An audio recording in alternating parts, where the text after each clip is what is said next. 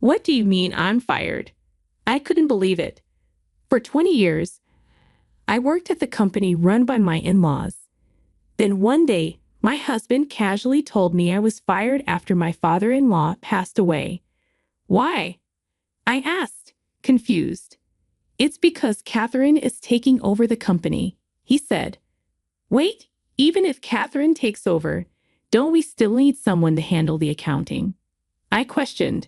Catherine's boyfriend is going to handle that. You're no longer needed, he replied. I was in shock. Catherine smugly said to me, you should know your place, especially when you're so arrogant despite being an outsider. Enjoy your jobless life from now on.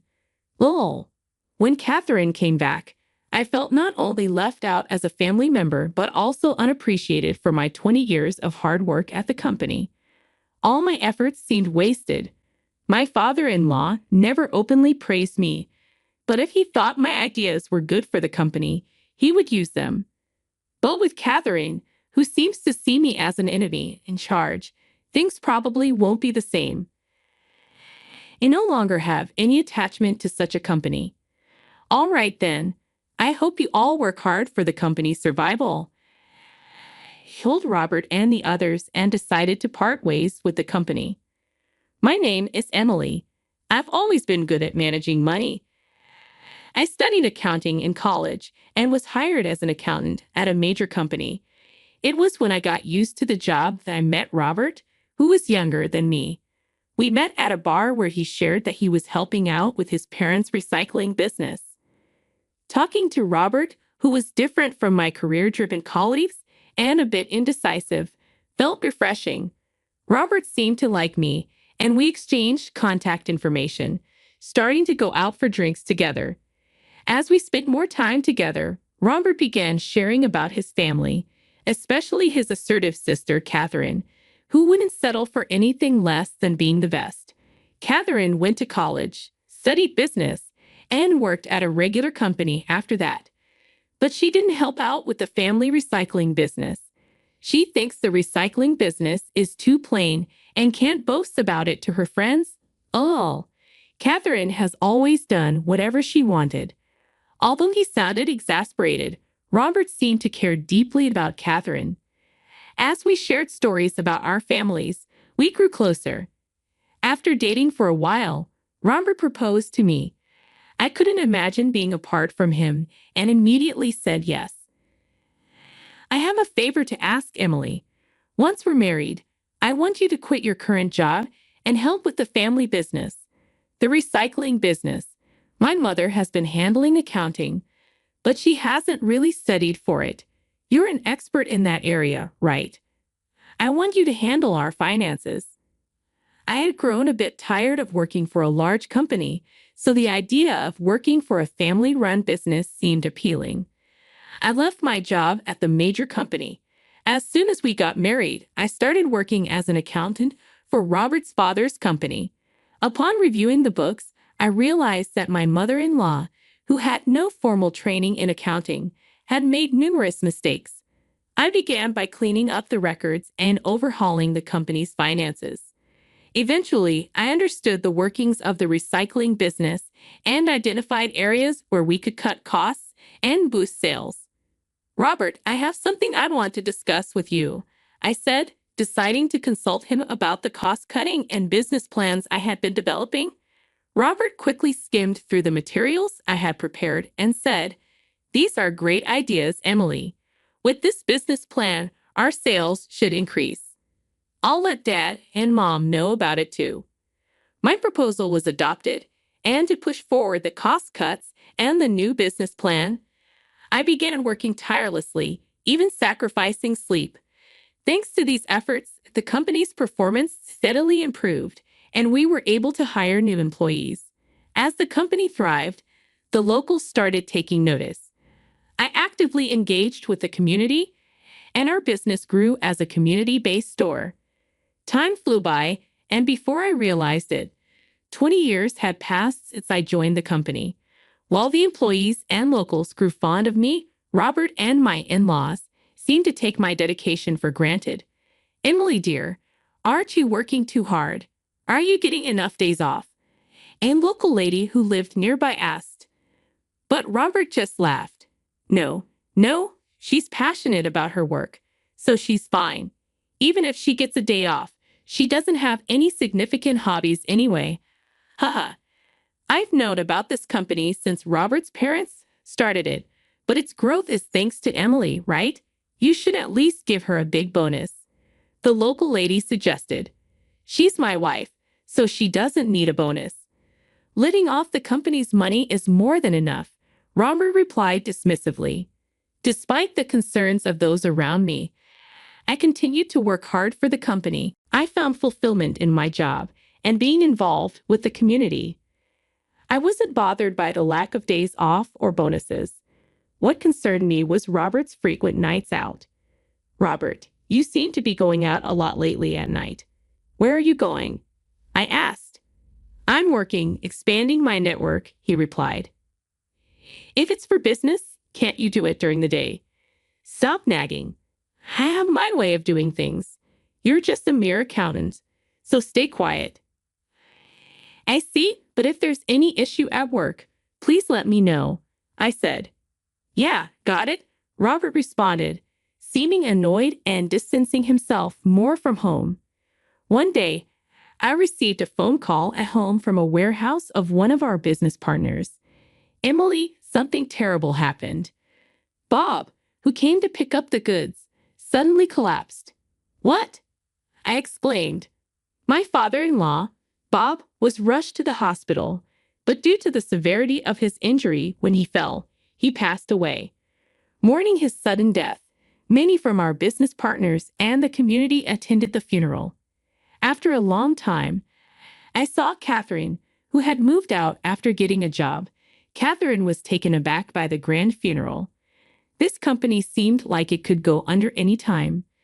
When did it grow so big? She asked. It's all thanks to Emily, one of the employees said. She turned the company around, increased the profit margin, and expanded the business. When profits increased, she suggested redistributing them to us, which boosted our morale. Seeing Emily work hard inspires us to do the same. What's so great about slightly improving the performance of such a small company? Catherine seemed upset that the employees were praising me and not paying attention to her. Whenever Catherine saw me, she treated me like a servant. Emily, I'm a bit thirsty. Could you get me a cold drink? I can make tea if you'd like, I offered.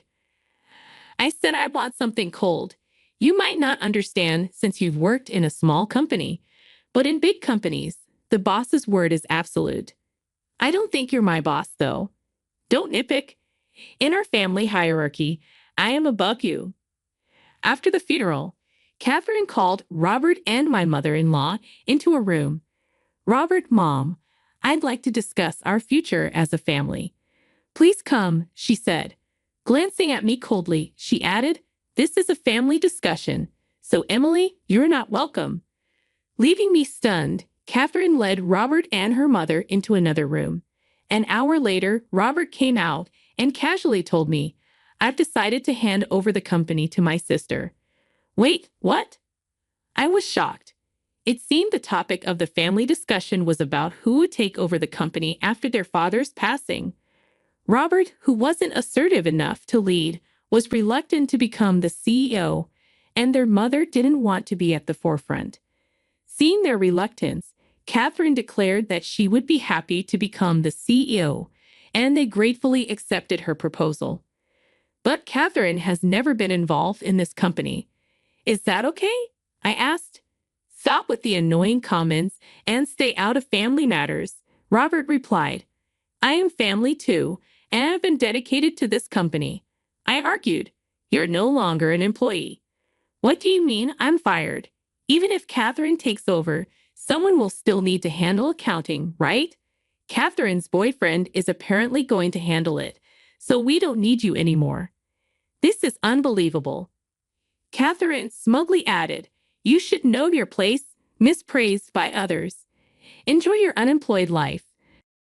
When Catherine returned, I was not only treated as an outsider in the family, but also disregarded for my years of dedication to the company. treated as if it was nothing, and my job was taken away. The struggles and efforts felt worthless. Although my father-in-law never openly praised me, he always considered my suggestions beneficial for the company. With Catherine, who sees me as an enemy, at the top, that won't happen anymore. Have no more attachment to such a company. Okay then, good luck with the business, I said. Decided to part ways with the company and started a new life at home after seeing Robert off. However, a few months later, Catherine and Robert came to my house. Catherine, what's going on? I asked. What do you mean, what's going on? Our company's performance has been deteriorating ever since you left. You didn't hand over properly, did you? She accused. What? I did the minimum handover.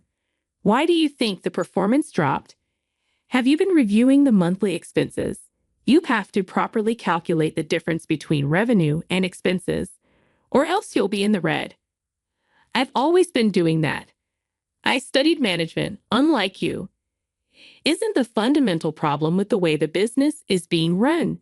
Even if everything else is in place, if you're going to say that, then tell us what you've done. Catherine challenged. As I remained silent, Robert spoke up, trying to be patient. Emily, you must be getting bored just staying at home.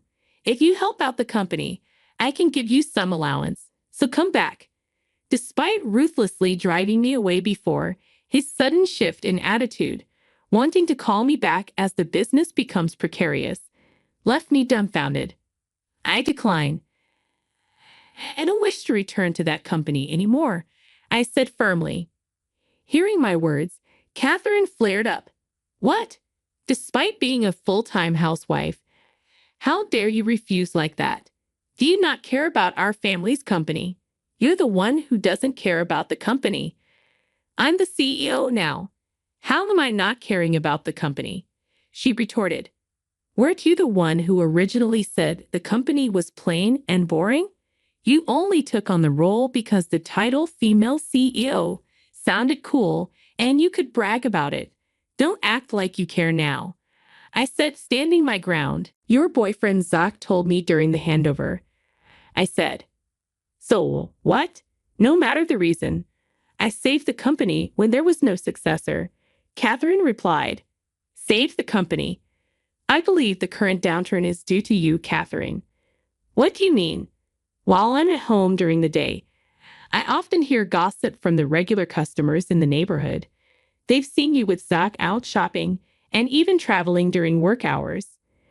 That was for business trips, Catherine claimed. In the 20 years I worked there, I never once saw an accountant go on a business trip. Can you tell me specifically which clients you were meeting with? Why should I tell you? You don't work for us, she snapped. Your boyfriend Zach is quite talkative. During the handover, he boasted about how he could travel and shop using the company's money now that his girlfriend is the CEO. Catherine's face contorted in anger. Zach, he's such a blabbermouth. Employees won't follow a CEO who appoints her boyfriend as the accountant and misuses the company's funds. Isn't the problem with the actions of you and your boyfriend? My words made Robert glare at Catherine. Catherine, is this true? If it is, it's embezzlement. It's not like that. She's just making things up. Then let's see the books. Zach seemed to lack knowledge in accounting, so he probably wouldn't know how to cover things up. I'm sure there's evidence of misuse. At this, Catherine turned pale. Seeing her reaction, Robert started accusing her. Making you the CEO was a mistake. I'll report this to Mother and have you dismissed. No. I'm sorry. I was wrong. Please forgive me, Catherine pleaded, leaving in disgrace. The only one left, Robert, turned to me desperately. Emily, we need your help to save the company. Please come back. Like I said before, have no intention of going back, I replied, but we're married. No, our relationship as a married couple is over. I thrust the divorce papers at Robert. What are you saying? If you divorce without returning to work, you'll be the one in trouble. How do you plan to live? He asked. Don't worry about me, I replied, showing Robert the employment notification from the major company I used to work at. After I was fired, I was on a job hunt. I found out that a former colleague had moved to HR. She remembered my performance and recommended me for re-employment. But that doesn't mean we need to divorce. No, there's a reason for the divorce. What? I had been worried about you coming home late since just before your father passed away. So I had a detective agency investigate you these past months and found plenty of evidence of your affairs. I thrust out a photo of Robert meeting with an unknown woman. What is this? He stammered. An affair is a valid reason for divorce, so I will be demanding alimony from you. With undeniable evidence in front of him, Robert had no choice but to agree to my terms and sign the divorce papers and the alimony agreement. With the two documents in hand, I packed up and left our home. Later on, Robert and his mother dismissed Catherine from her position, making Robert the president of the company. They also fired Zach, and his mother took over the accounting as she used to. After being dismissed, Catherine tried to find another job, but her high expectations made it difficult. Apparently, she's now working part-time and is the butt of jokes among her friends. Zach, who was only with Catherine for her money, moved on to another woman once she started working part-time, and Catherine was quickly dumped. With Robert, who lacked leadership skills, and his mother, who had no knowledge of accounting, in charge, the company's performance only declined. Employees started to leave, and the company eventually went bankrupt. Robert and his mother were drowned in debt. I heard Robert's mistress disappeared when she found out Robert was out of money. Robert, who had never worked for a company, could only find part-time jobs and struggled to pay off his debts. He even had to take care of his aging mother, who couldn't work even part-time, leading a difficult life. On the other hand, I regained my old skills and am working competently at the major company. My former colleagues appreciate my return, and I am rightfully rewarded for my hard work, being recognized and valued for my efforts. I've come to realize once again that the best place for me is where I'm needed. I vow to continue to work hard to meet the expectations of those around me.